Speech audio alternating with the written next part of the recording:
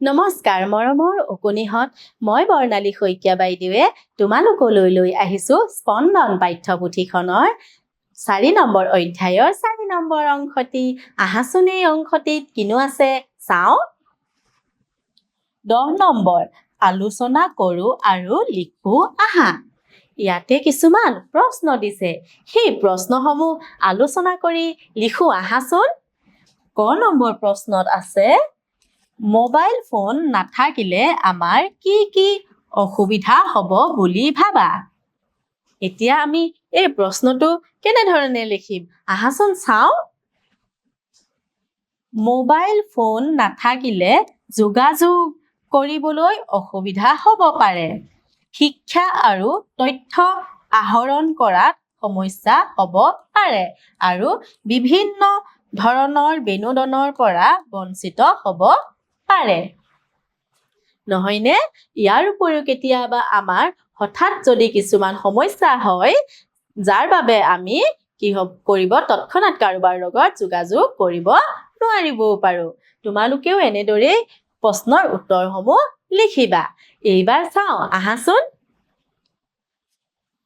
খ নম্বৰত আছে, তুমি কেতিয়াবা মোবাইল ফোন চাই মূৰ আৰু চকুত বিষ অনুভৱ কৰিছানে? যদি কৰিছা তেন্তে কিয় অনুভৱ কৰিছা বুলি ভাবা? এতিয়া কোৱাচোন তোমালোকে মোবাইল ফোন নিশ্চয় চোৱা, নহয়নে? এতিয়া কোৱাচোন তোমালোকে কেতিয়াবা মোবাইল ফোনটো চাওঁতে চকুত বিষ অনুভৱ কৰিছানে? আৰু যদি কৰিছা তেতিয়া কিয়নো বিষাইছে বুলি ভাবা? ভাবাচোন তোমালোকে কিয়নো? কাৰণ মোবাইলটো যদি আমি একেৰাহে চাই থাকোঁ তেতিয়া কি হ'ব, আমাৰ চকুত জোৰ পৰিব, প্ৰেছাৰ পৰিব আৰু যাৰ ফলত আমাৰ চকুৰ বিষ হ'ব পাৰে। তোমালোকে ভাবাচোন কিয় তোমালোকৰ বিষাই বুলি ভাবা যদি মোবাইল ফোনটো একেৰাহে চাই থাকা। তাৰ পাছত চাওঁ আহাচোন। 11 নম্বৰ, প্ৰীতমৰ ঘৰলৈ এটা পাৰ্চেল আহিছে। পাৰ্চেল দিওঁতাজনে ফোন কৰিলে। দেউতাকে গা ধুই আছিল, গতিকে দেউতাকে প্ৰীতমক কথা পাতিবলৈ ক'লে। প্ৰীতম আৰু পাৰ্চেল দিওঁতাজনৰ মাজত হোৱা কথাবোৰ আগবঢ়াই নিওঁ আহা। কি কৈছে? প্ৰীতমৰ ঘৰলৈ এটা পাৰ্চেল আহিল আৰু পাৰ্চেলজনক কি কৰিলে? প্ৰীতমৰ দেউতাকে গা ধুই থকাৰ বাবে প্ৰীতমকে ল'ব দিলে। আৰু সেই পাৰ্চেল দিওঁতাজন আৰু প্ৰীতমৰ মাজত কিনো কথা হৈছে চাওঁচোন আহা। প্ৰথমতে পাৰ্চেল দিয়া ল'ৰাজনে ফোন কৰি সুধিছে, দাদা আপোনালৈ এটা পাৰ্চেল আহিছে। তাৰ পাছতে তেতিয়া প্ৰীতমে কৈছে, হয় নেকি? আপুনি ক'ত আছে এতিয়া? তাৰ পাছত চাওঁ আহাচোন কিনো কৈছে। তেতিয়া এই ল'ৰাজনে কৈছে, পাৰ্চেল দিবলৈ অহা ল'ৰাজনে কৈছে, মই কৈলাশপুৰ তিনিআলিত আছোঁ। তেতিয়া প্ৰীতমে ইফালৰ পৰা মোবাইলত উত্তৰ দিছে, তিনিআলিৰ পৰা বাওঁহাতে সোমাই ৰতনপুৰৰ 4 নম্বৰ ঘৰটোলৈ আহক বুলি প্ৰীতমে কৈছে। তাৰ পাছতে কি হৈছে তোমালোকে তোমালোকৰ পাঠ্যপুথিত চাবাচোন, ইয়াত খালী হৈ আছে, নহয়নে? সেই খালী হৈ থকা ঠাইত তোমালোকে নিজৰ মতে লিখিব পাৰিবা। তাৰ পাছতে ছবিখন চাই দুয়োজন লগ হ'ল, কিনো কথা পাতিলে, বা এই ছবিখন চাই দুয়োজনে কিনো কথা পাতিলে তোমালোকে নিজৰ মতে নিজে ভাবি লিখিব পাৰিবা। মই এনেধৰণেৰে লিখি ৰাখিছোঁ। যেতিয়া লগ হ'ল তেতিয়া এই পাৰ্চেল দিবলৈ অহা ল'ৰাজনে কৈছে, আপুনিয়ে ল'ব নেকি পাৰ্চেলটো বুলি প্ৰীতমক সুধিছে। তেতিয়া প্ৰীতমে কৈছে, হয় ধন্যবাদ বুলি পাৰ্চেলটো লৈছে। তোমালোকেও বেলেগ ধৰণেৰে ভাবিও লিখিব পাৰিবা। এইবাৰ চাওঁ আহাচোন। পঢ়া। ইয়াতে এটা দফা দি থোৱা আছে, আহাচোন পঢ়ি চাওঁ কিনো আছে। চিঠি পত্ৰ হ'ল এজনৰ পৰা আন এজনলৈ বা বাতৰি জনাই লিখা এবিধ লেখন। ই যোগাযোগৰ এটি উত্তম আহিলা। চিঠি পত্ৰ বিলোৱা মানুহজনক ডাকুৱাল বোলে। ডাকুৱালসকলে আগৰ দিনত বিভিন্ন দুৰ্গম ঠাইলৈ চিঠি পত্ৰ কঢ়িয়াই লৈ গৈছিল, নহয়নে? আগৰ দিনত কি কৰিছিলে? চিঠি পত্ৰ যোগেদি এজনৰ পৰা আন এজনলৈ বা বাতৰি বা খবৰ জনাই লিখিছিলে। তাৰ পাছতে কি হ'ল, চিঠি পত্ৰ আগতে যোগাযোগৰ এটা আহিলা আছিলে। এতিয়া যেনেকৈ যোগাযোগৰ আহিলা মোবাইল ফোন হ'ল, আগতে চিঠি পত্ৰ আছিলে। আৰু চিঠি পত্ৰ বিলোৱা মানুহজনক কি বুলি কয় জানানে? ডাকুৱাল বুলি কয়। আৰু আগতে সেই ডাকুৱালজনে বিভিন্ন দুৰ্গম অঞ্চলতো চিঠি পত্ৰ বিলাই ফুৰিছিলে। এইজন হ'ল ডাকুৱাল, দেখিছানে? এইজনকে ছবিত তোমালোকৰ দি থোৱা আছে। এইবাৰ চাওঁ আহাচোন। সেয়ে দুৰ্গম ঠাইলৈ যাওঁতে তেওঁলোকে বিভিন্ন সমস্যাৰ সন্মুখীন হৈছিল। সেয়ে আত্মৰক্ষাৰ বাবে তেওঁলোকে বাঁহেৰে তৈয়াৰ কৰা এবিধ জোঙা সঁজুলি লগত লৈ গৈছিল। আৰু আগতে বিভিন্ন আজিকালিৰ দৰে যাতায়াতৰ সুবিধা নাছিলে। আৰু তেওঁলোকে ডাকুৱাল সকলে কি কৰিছিলে, চিঠি পত্ৰ বিলাবলৈ সেই দুৰ্গম অঞ্চললৈ যাওঁতে বহুতো সমস্যাৰ সন্মুখীন হৈছিলে।